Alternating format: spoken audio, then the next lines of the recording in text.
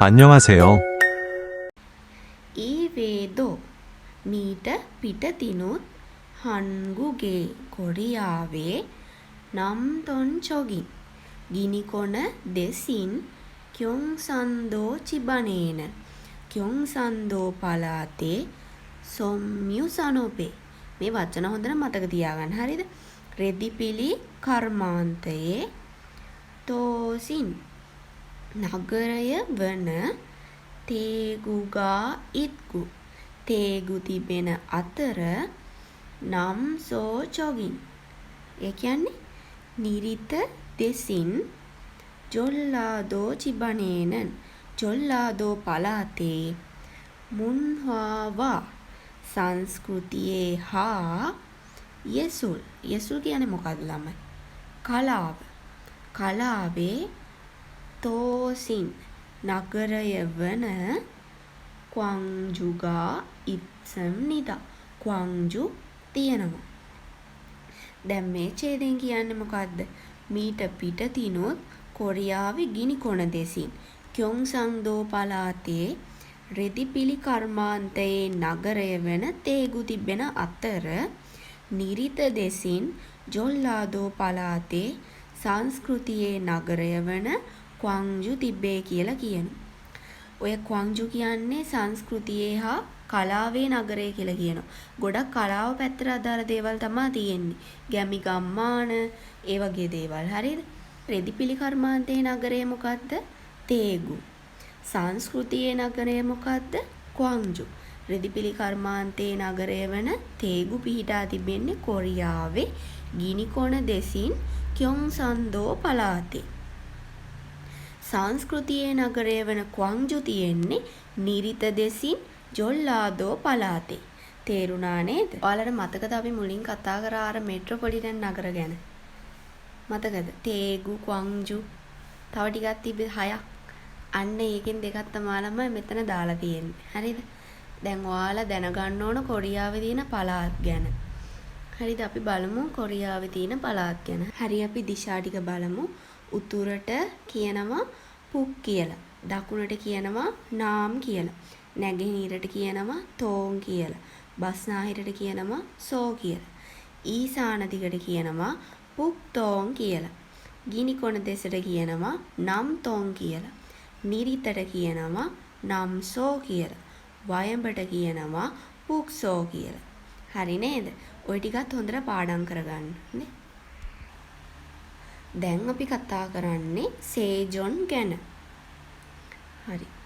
හන්පියොන් එක් පැත්තකින් සේජොන් තප්යොල් චාජිෂීනන් සේජොන් විශේෂ සොයම් පාලන නගරය නම් ඊචොන් ෂිප් ඊනියොන් 2012 අවුරුද්දේදී හෙන්ජොන් ඔප් මුරල් පරිපාලන කාර්යයන් හ්යොයුල් චොගරෝ කාර්යක්ෂම ලෙසට සුහෙන්හගි කරගෙන යෑම විහෙ සඳහා මන්දරෝජින් සෑදුණු හෙන්ජොන් චුන්ෂිම් පොකප් තෝෂිරෝ හෙන්ජොන් කියන්නේ පරිපාලන චුන්ෂිම් කේන්ද්‍ර කරගත් හරිද කේන්ද්‍රගත පොකප් සංකීර්ණ තෝෂිරෝ නගරයක් ලෙසට කියොයුබ්බු කොයොන් නොදොම්පු කියොයුබ්බු කියන්නේ මොකක්ද? අධ්‍යාපන අමාත්‍යාංශය. මේ බූ කියන්නේ අමාත්‍යාංශයට. කොයොන් නොදොම්බු රැකියා සහ කම්කරු අමාත්‍යාංශය. කොයොන් කියන්නේ රැකියා, නොදොම්බු කියන්නේ කම්කරු අමාත්‍යාංශය. තන් වැනි තෙබුබුනේ බහුතරයක් චොම්බු පුච්චෝගා රජයේ දෙපාර්තමේන්තු 26 පිහිටා තිබෙනවා. හරි ළමයි. ඔයාලට මතකද මං සේජොන් ගැන කතා කරා පරිපාලන නගරයක් කියලා. නව පරිපාලන නගරයක් කියලා කිව්ව මතකද මම? හරි. මේ සේජොන් කියන නගරය සෑදුනේ පරිපාලන කටයුතු සඳහා 2012 අවුරුද්දේ. පරිපාලනය කේන්ද්‍ර කරගත් නගරයක් මේක. හරිද? බහුතරයක් තියෙන්නේ රජයේ දෙපාර්තමේන්තු අධ්‍යාපන අමාත්‍යාංශයයි රැකියා හා කම්කරු අමාත්‍යාංශය වගේ බහුතරයක් තියෙන රජයේ දෙපාර්තමේන්තු. ඒක ගැන තමයි මෙතන කියන්නේ. ඊගාවට ඉංගනේනන් ආසන්නයේ කියොන්බු සොන්ග්වා කියොන්බු දුම්රිය මාර්ගය ග්වා සහ හොනම් සොනි හොනම් දුම්රිය මාර්ගය චිනාකානන් දිව යන කියොතොන්ග්වා ගමනාගමනය සහ ක්වාහක් කියන්නේ විද්‍යාවේ චුන්ෂින්ජින් කේන්ද්‍රස්ථානය වන තේජොන් ඉත්සම් නිදා තිබෙනවා. මෙතන මොකක්ද කියන්නේ දැන්?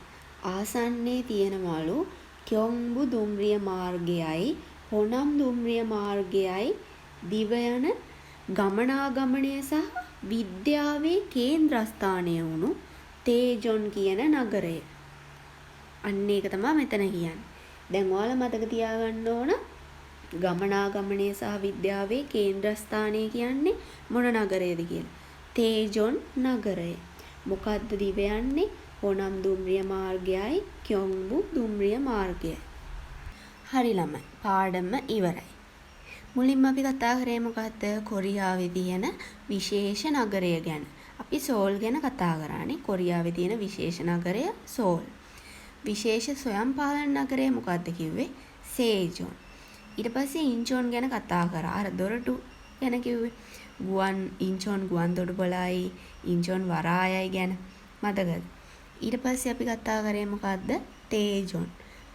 මෙට්‍රොපොලිටන් නගර නේද? ගමනාගමනයේ හා විද්‍යාවේ කේන්ද්‍රස්ථානය කිව්වේ අපි කොහෙද? තේජොන්.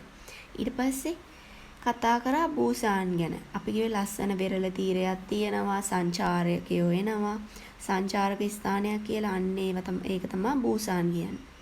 ඊට ආසන්නයේ තියෙනවා කිව්වා උල්සාන්.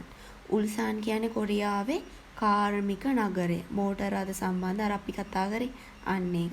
ඊට පස්සේ කතා කරා රෙදිපිලි කර්මාන්තයේ නගරය වෙන තේගු ගැන. ඊට පස්සේ සංස්කෘතියේ හා කලාවේ නගරය. ඊට පස්සේ කතා කරා සංස්කෘතියේ හා කලාවේ නගරය ගැන ක්වොන්ජු. මතකයි නේද? අපි දැන් මෙතනින් ප්‍රධානම නගරයයි ස්වයං පාලන නගරයයි අර මෙට්‍රොපොලිටන් නගර 6 ගැනයි සම්පූර්ණයෙන්ම කතා කරලා ඉවරයි. මං හිතනවා ඔයාලට තේරෙන්නේ නැති කියලා. මොකක් හරිම දෙයක් තිබ්බොත් තේරෙන්නේ නැති පල්ලෙහාන් කමෙන්ට් එකක් දාන්න. 안녕히 계세요, 여러분.